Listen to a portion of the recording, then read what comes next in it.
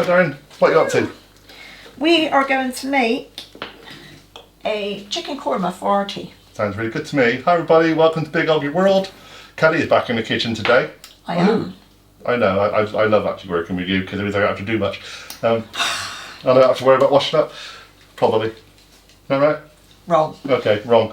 So, we're doing a chicken korma from Harry Bikers, aren't we? We are doing the chicken korma, the new chicken korma. So, Yeah, they did one a few years ago. Yeah, from the Ultimate Comfort Food book. There's loads of really good recipes in this book, actually. I really like this book. It is a brilliant book, and it was the last book and the last series that Dave Myers filmed. Yeah, very sad. And obviously, many of you already seen the video I did on the French onion soup, which was also in that book. So we're going to do a few more. Yeah, we're going to do a few more recipes from this book. So apparently this chicken korma has got a bit of a twist in it, and from what I can see of it, I mean, we've made our own spice mix completely, so that should be good. Which you've got another video, so it's please watch that, it'll be above. Nice and fresh. And the twist, or the new bit, is they've added lime, which they think gives it a little bit of a zing, just another flavour. Freshen it up a bit. Issue, yeah, because I'm not being funny here, love, but kormas are for wimps, aren't they? Well, I am a wimp, I'm sorry. That's fine. No, it's fine. You're not a keen heat lover. No, I don't. You like taste, and this is what this is about. And a decent korma does have layers of taste. It just doesn't have a lot of heat, which is fine. Curries are not just about heat. Okay? Yeah. Carry on. Right, so we need to marinate our chicken first of all. So we've got chicken thigh fillets. Yeah. No bones, no skin. You can buy them in bone, but it's easier to get them. Well, to be fair, it is a pain, but they are a lot cheaper. They're less than half the price of the fillets, but then you have to be pretty good with a knife to be able to take out a bone cleanly. Otherwise you lose half of it anyway, so... Yeah, there swings around right. So it looked like it was very expensive for the fillets. I think they were £6 something for a kilo. Yeah, when you take away the fact that the ones were cheaper with the bone in, but you had to get rid of all the bone and everything anyway, there's not an awful lot of difference. So get the fillets if you can, it saves a lot of hassle. Yeah, and obviously if you don't want to buy fresh, you can buy frozen, and frozen is cheaper again. Yeah. But obviously you need to make sure that you defrost it properly, please. So, to start off, we need to do our marinade. The first thing we've done, so I've cut my chicken fillets into chunks. You don't need them to be like whole fillets. And then you're going to take a teaspoon of salt and sprinkle over said fillets. There we go. Okay. And then into a mini food processor if you've got one. We don't, so we're going to use a hand blender. Yeah, we've got a wacky great big food processor. Yeah, it's a bit of a problem. So into that you need to put 1 green chilli. Now it says hot. Well, this is a medium chilli. Kelly bought the chilies, so it's a green chilli at the supermarket, and you've taken the seeds out and part of the membrane because that's where the main heat is. It's entirely up to Kelly. Add into that then, we need to add 20 grams of root ginger. Yeah, we're using paste. Yeah, we're using paste because it's easier, but you can use proper ginger if that's what you want. So we need 3 teaspoons of this. Yeah, works, 3 teaspoons works out to be 18, and obviously Kelly is dropping 2 grams of ginger for the heat issue. It'll be very nice. Carry on. It will be what it will be. If you want me in this video, because I'm just going to take a look at it all the way through it, carry on. Then you need 4 cloves of garlic. And those of you that have been around will know that most of the time we use garlic paste. When Kelly's here. Yeah.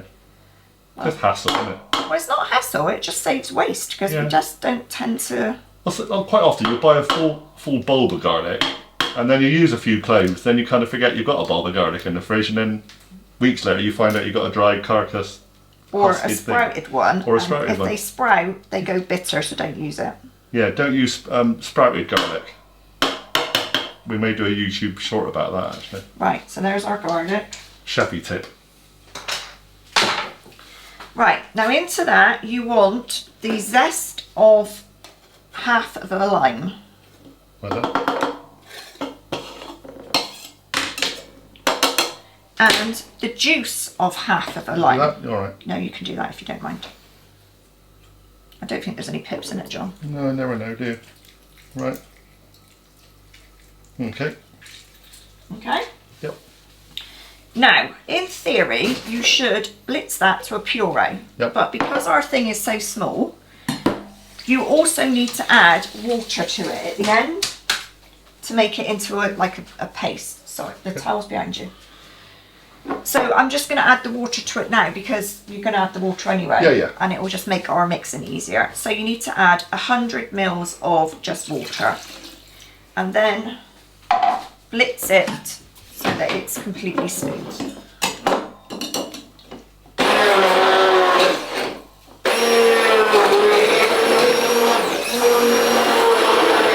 In the sink. Thank you very much. So, there's your green goddess drink. Yeah, I would not recommend you drink it, no. We had a few juices, pretty similar than that actually. It smells lush. No, it doesn't. No. It does. It smells. It does smell nice. Right. So that goes on top of your chicken now. Actually, got a bit of a smell of a Thai green curry. Yes. Because it's got the lime in it. It smells nice.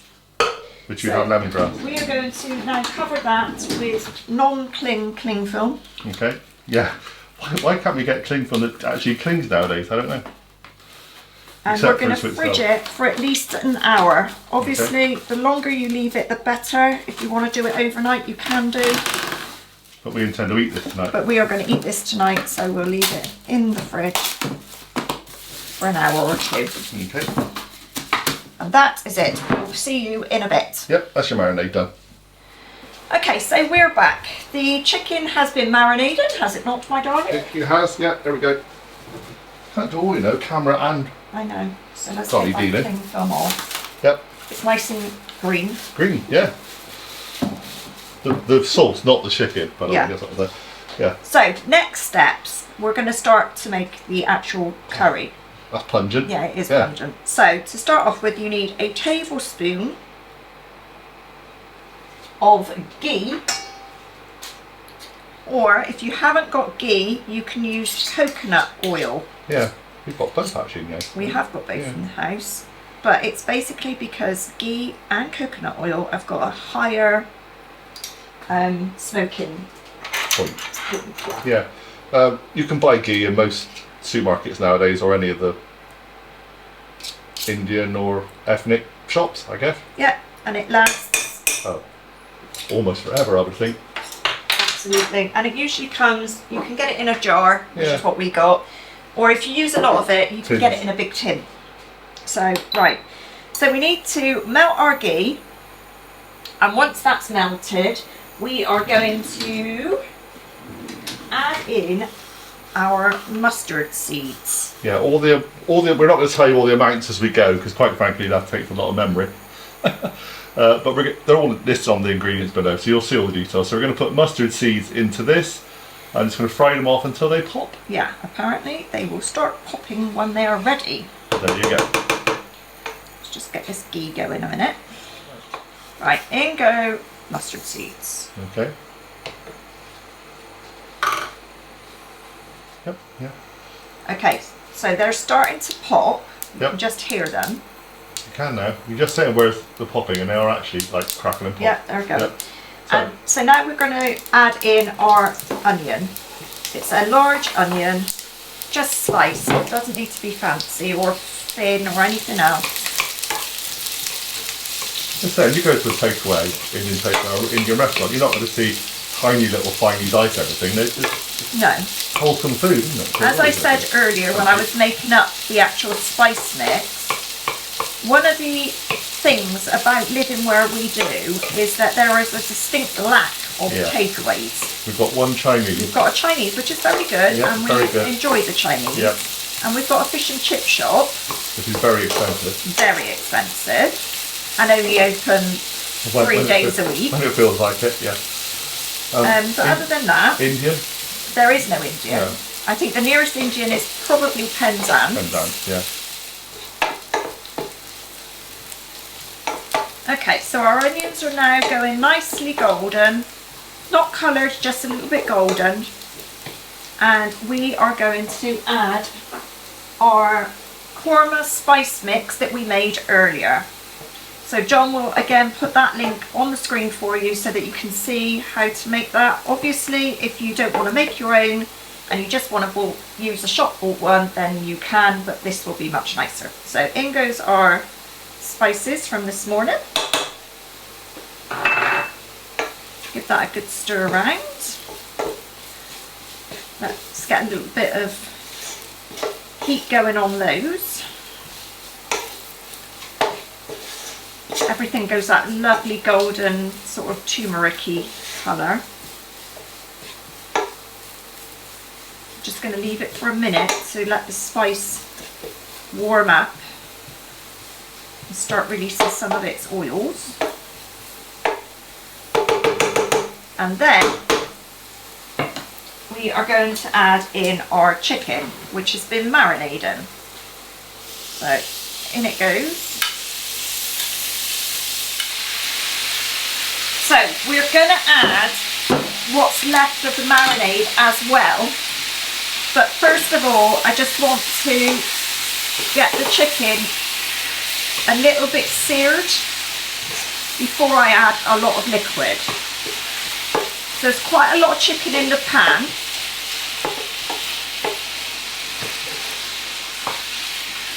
But we're just going to colour it a little bit before we add the rest of the marinade. Okay, so the chicken is coloured, as in it's gone opaque, it's no longer raw on all sides. It's obviously not cooked through yet, but that's not what we're aiming for at this point. So now I'm going to add the remainder of the marinade.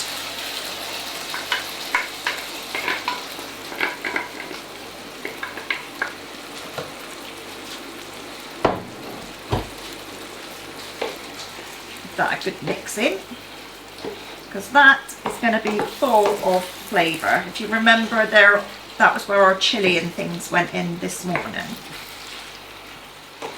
Now the next stage is we're going to add our chopped tomato, just one tomato chopped finely.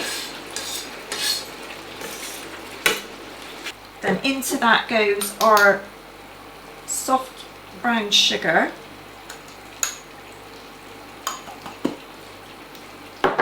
and our ground almonds.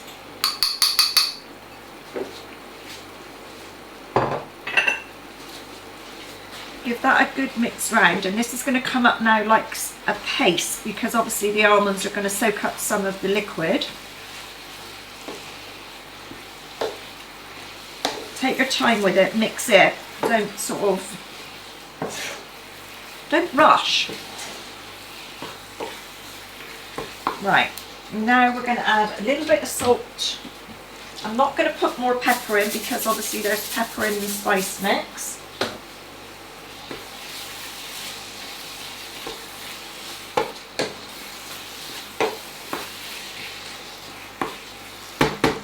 And now I'm going to add our chicken stock.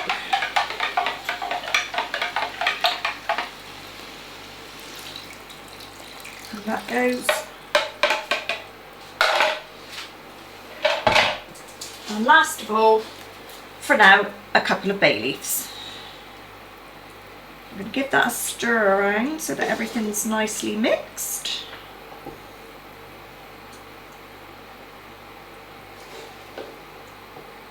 We're going to turn it up and bring it to a boil.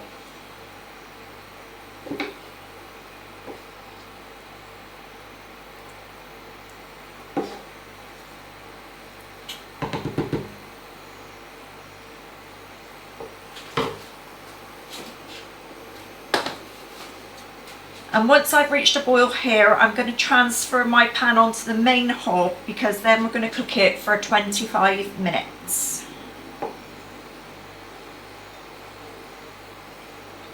And that is basically it until the chicken is cooked through and you're almost ready to serve. And at that point we will be adding some Greek yoghurt. Only 50 mils, there's not a lot of it, but that's entirely up to you. You can add the yoghurt if you like, or you can add double cream, the choice is yours, or you don't have to add any of it at all. But this sauce is going to cook down again and it will be nice and thick and it will coat your chicken. Hi darling. Alright. Smells lovely in here, really does. Yeah. And that's not just you, honestly. That looks really good. Yeah. So that's going to bubble away for about another half an hour. 25 minutes. Yep. Then you're going to add your yogurt or whatever you wish to put in. Yep. And then we're done. We're done. Absolutely. So we're going to serve us just some boiled rice. Yeah, I've got some boiling water ready for some basmati rice, and we will be having that. And I'm actually going to have some poppadoms, but yeah, you don't really do rice, but that's fine. So thanks very much for watching, everybody. Thank you very much, Kelly, for me allowing you back in the kitchen. Oh yeah. You're a guest today in my kitchen. Hope you enjoy that, everybody. Hope you enjoyed the spice mix that Kelly created as well. And thank you very much to Harry Bakers, because without them we wouldn't have some amazing recipes sometimes to do. Absolutely. All right. Yeah. Please subscribe, everybody. Please hit the notification bell. Come and join us here on Big OGGIE World, me on Big OGGIE Golf. And tell your friends. Get more people to come and view us, watch us, and we can create more stuff for you every week. See you all again soon. See you soon. Bye. Bye for now.